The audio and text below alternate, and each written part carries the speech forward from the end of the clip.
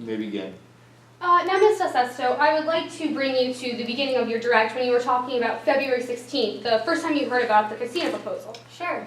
You said that Avery Bancroft was on the phone talking with someone, correct? Yeah. You have no idea who Avery Bancroft was talking to, though, do you?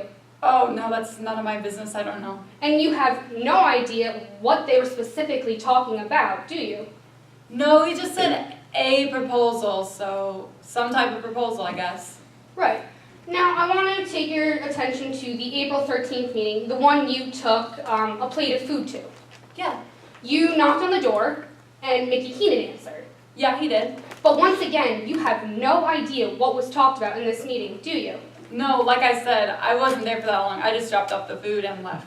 Now, I want to take you to April 16th then. So on April 16th, you were working the Black Bear Casino. You came in for a 6 o'clock shift, correct? That sounds about right. And you ran into Mickey Keenan because he approached you. Yeah. And he was very frazzled and upset and clearly angry. It seemed to be that way. And he asked you if you have seen Avery Bancroft or Chase Covington. Yeah. Now, Miss Del Sesto, this was on April 16th, the day that the bride took place. I guess. Objection, Your Honor, to speculation as to this witness having the knowledge of a bribe taking place. Your Honor, today's case is about a bribe, and Miss Del Sesto sat in the VIP room and watched Avery Bancroft and Chase Covington exchange briefcases. Therefore, we can assume that that was for the bribe.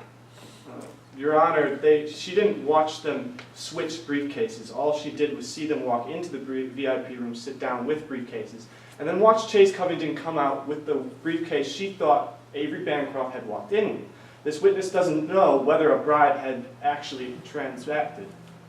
Ms. DeRosa.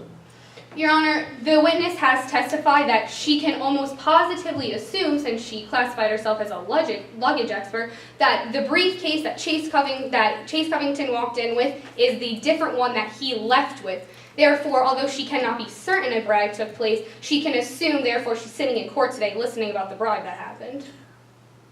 Your words were specific about the bribe and almost presumably assumed that a bribe took place.